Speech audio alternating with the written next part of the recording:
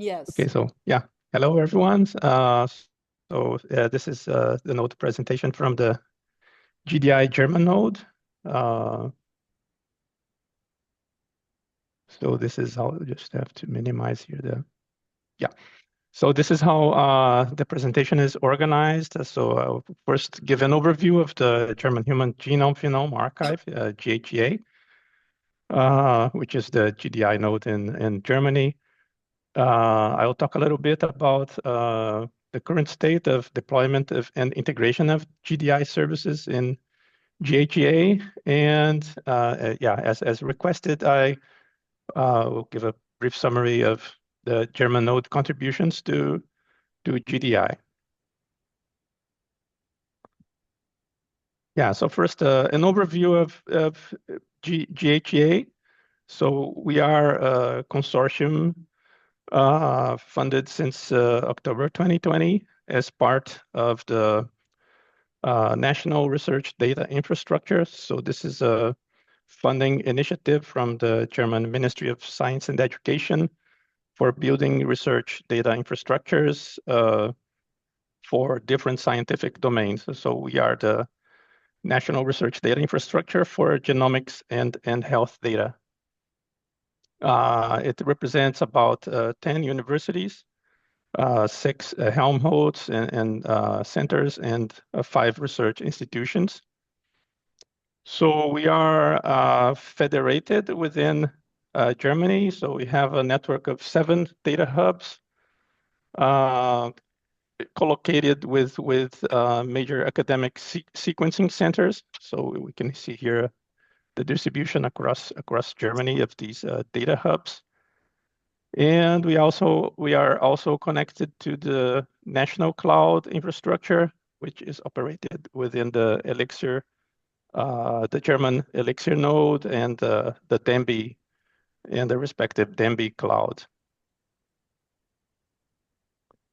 So GHGA has dual participation, both in we have both the national scope where we provide infrastructure not only for academia and research, but also more recently for projects coming from the Ministry of Health in Germany. So this is the case with the Genome-Phenome project and the model project, which are projects that will involve clinical applications of genomic data. At the same time, we have this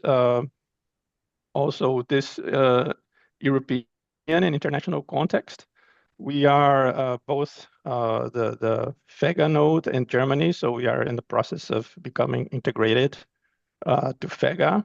And this is the focus of this presentation. We are the GDI node in Germany as well, and also involved in initiatives like the EHDS.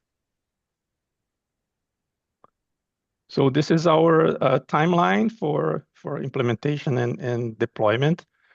We had initially a data catalog, which was basically a listing of public metadata about genomics data sets from German institutions. So this demonstrated core functionalities of this type of infrastructure. And we are currently at the archive phase, which we launched recently. This is our current stage. And this aims to work to operate as the FEGA and GDI node, but already operates at the national level, being capable of ingest data sets and provide the data sets to the community. So we have already a good number of data sets available in our archive. And here I list some of the upcoming phases in this timeline. So we are working on both the cloud, the GHGA cloud, which will have secure processing environment capabilities and also features for data processing. And finally, we'll have also the GHGA Atlas, which will involve some standardized data analysis and statistics and aggregations and data visualization. So this is basically the GHGA architecture. How it's implemented. So it follows this microservice based infrastructure.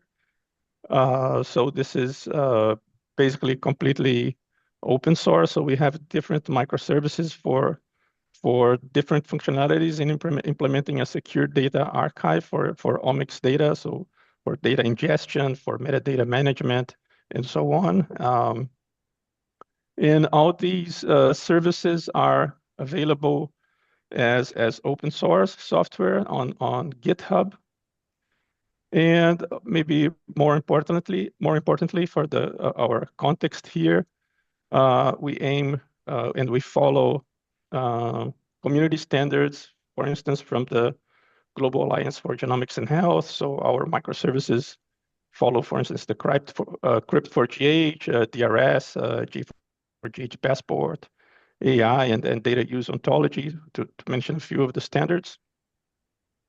And again, this is we have a focus here on code reusability, and yeah, this is something available via contribution to the community. If also other nodes eventually are interested in deploying or reusing the software, this is completely possible. Regarding the infrastructure, where at least the central GHGA services are deployed. So basically, we have our microservices deployed on a Kubernetes cluster, and in addition to other services that are based on open source software like MongoDB and Kafka, and this is managed by GHGA. We have also other parts of the infrastructure like the Kubernetes platform, and also the OpenStack cloud and object storage that are managed by central IT services, for instance, from DKFZ and also from the Dembi cloud. So we run many of our services on the Dembi cloud, and some of the services provided by the central DKFZ IT services.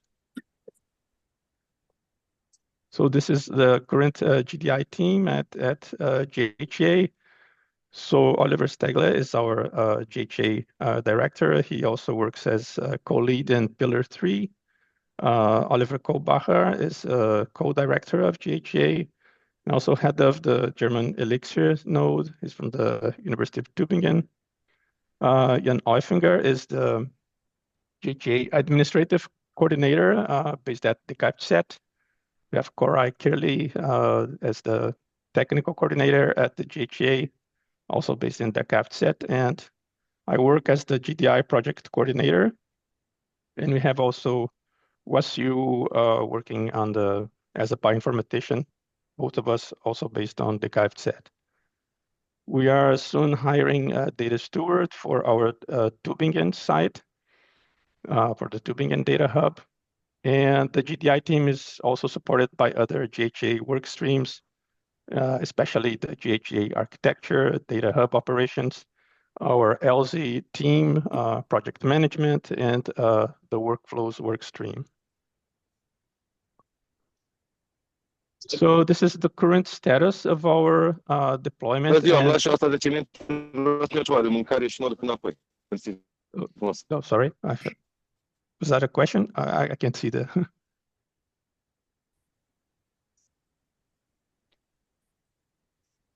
Okay, so yeah.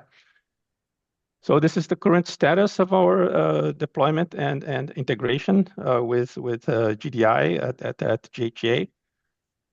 So yeah, I packaged all those microservices that I mentioned at the slide about the architecture here on this GHGA archive. So this is our this is what would be equivalent to the GDI Starter Kit Secure Data Archive. So in this case, we have our own implementation for this functionality. And here I show the other Starter Kit components. So we have one functionality that we didn't have in our original roadmap was the data discovery as provided by Beacon. So this is one feature that we are interested in aggregating to GHGA. So we have deployed an instance of the Beacon v2 API, and we have ingested the preprocessed synthetic data sets provided. We have also here I show another connection to GHGA archive because we have also interest, and we are ingesting these data sets also directly to our GHGA archive to also enable some experimentation with end-to-end data processing here, where we would also eventually we reach a production stage with Beacon, we would have the complete end-to-end workflow of doing the variant calling, variant annotation, and then data ingestion into Beacon. We haven't approached yet the federated computation functionality, but we plan to do so. We have some ongoing work related to the GHGA Cloud and GHGA Atlas phases and the timeline I showed here.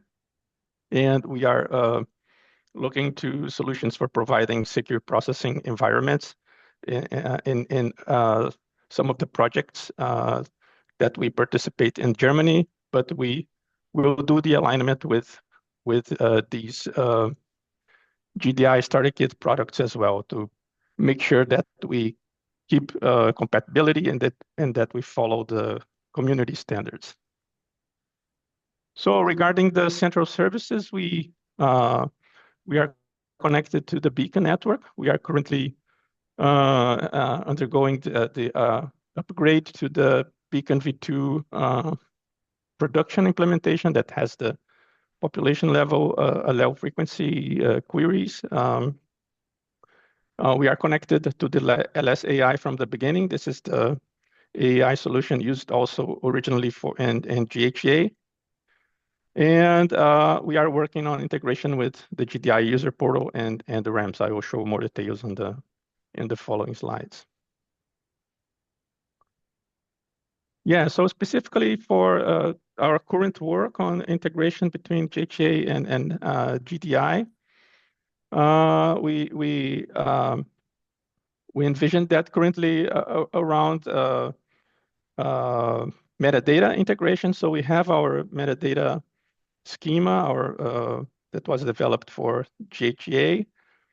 And the idea here, at least for the GDI user portal, we would need to develop some mapping tool that would map our GHGA metadata to the CAT AP, and then make this available either through the FAIR data point or through a direct download of an RDF file. And as far as I understood, also this would be the case for giving some data access details to RAMs. So this is something that we still have to look into, how to integrate with the central RAMs through this the CAT AP metadata. Yeah, so this is regarding the GDI user portal from the Beacon network. We also are looking into this end-to-end processing of data. Eventually, from our whole genome sequences, we have some ETL workflows in place for doing the variant calling and also variant annotations, and also trying to extract some of the metadata needed for ingestion into Beacon from our metadata, from our own metadata, from our GHGA metadata. Yeah, so so for now we are ingesting GDI synthetic data, but eventually these end-to-end pipelines could be applied also to Genome of Europe data that comes into GHGA as GDI data sets. So ongoing work for more recently, so we have downloaded this subpopulation 13.1 of the GDI milestone 8. So this, and we are upgrading the Beacon instance before doing the ingestion of this data set with the population level low frequencies. We are also ingesting synthetic data sets into the GDI synthetic data sets into GHGA archive. So this will, we have already real data on the GHGA archive, but for testing the integration with GDI, we would need to have the synthetic data sets published also to our GHGA archive so that we can experiment with this metadata mapping and integration with the GDI user portal and the Beacon network. So for that purpose, we are working on tools that will convert GHGA metadata to this DCAT AP profile, and also extracting as much information as possible for producing the Beacon-friendly format information for ingestion. So next steps, we will look also into how to integrate with REMS. Also, we need to clarify how these accession numbers will be managed within GDI. So we have already a task force on this topic, so we will follow the discussions there. We are thinking about having this Beacon data ingestion at GHGA as a fair computational workflow, so that we could have this implement this Beacon ETL workflow for the end-to-end process. We are also discussing Beacon legal and data protection aspects. For instance, risks of re-identification attacks and optimal configuration for the levels of access to the Beacon query interface.